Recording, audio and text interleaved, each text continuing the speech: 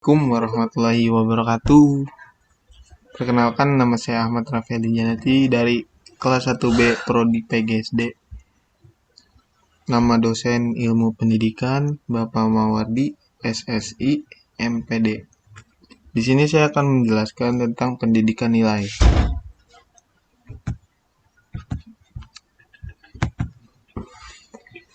Yang pertama, hakikat nilai dan makna nilai.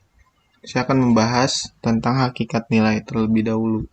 Pembahasan tentang nilai merupakan kajian filsafat yang disebut aksiologi. Menurut para ahli, hakikat memiliki banyak arti.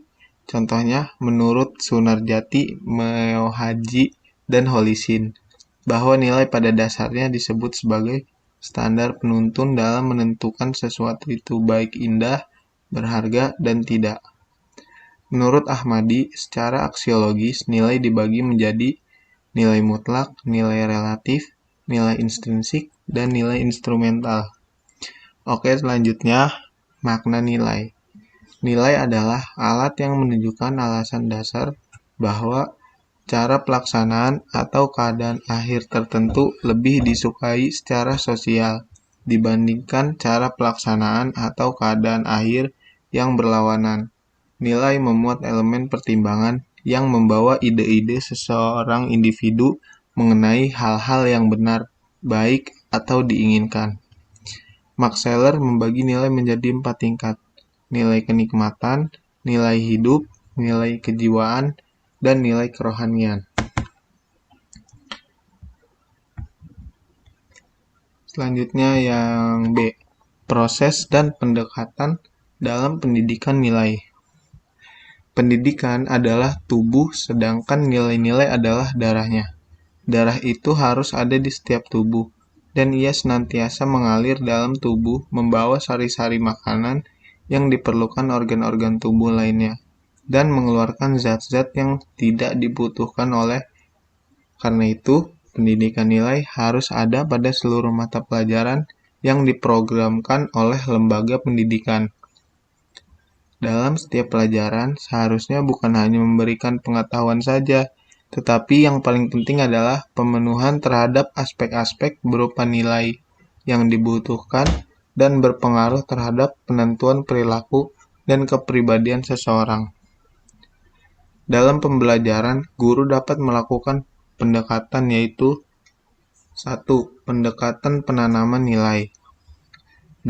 Pendekatan perkembangan kognitif. 3. Pendekatan analisis nilai. 4. Pendekatan klarifikasi nilai. Dan yang kelima, pendekatan pembelajaran berbuat. Di samping pendekatan-pendekatan nilai dalam proses pembelajaran, adapun proses pembentukan nilai pada anak yang terdiri dari 5 tahap.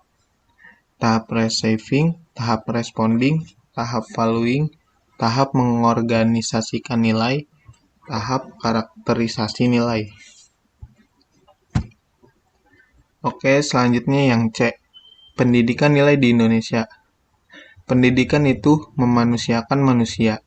Ini berarti pendidikan adalah membumikan nilai yang mengarah pada pemanusiaan manusia yang akan menumbuhkan kesadaran kaidah emas atau golden rule.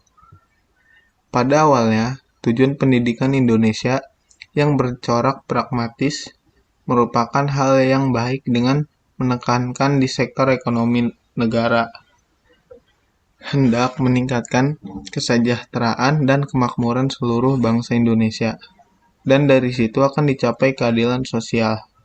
Namun, pendidikan di Indonesia saat ini telah kehilangan makna dan nilai.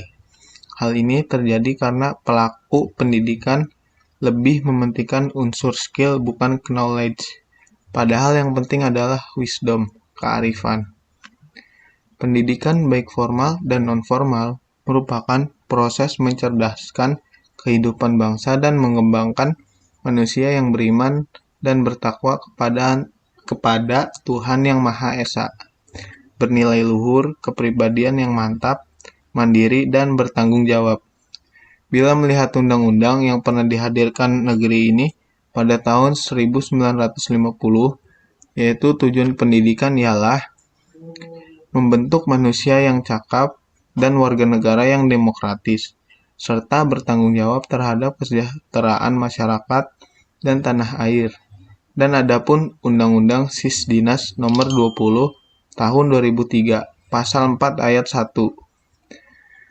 Pancasila telah ditetapkan sebagai dasar dan falsafah hidup berbangsa, bernegara, dan memuat nilai-nilai luhur yang harus menjadi dasar dalam menyelenggarakan negara, termasuk dalam bidang pendidikan.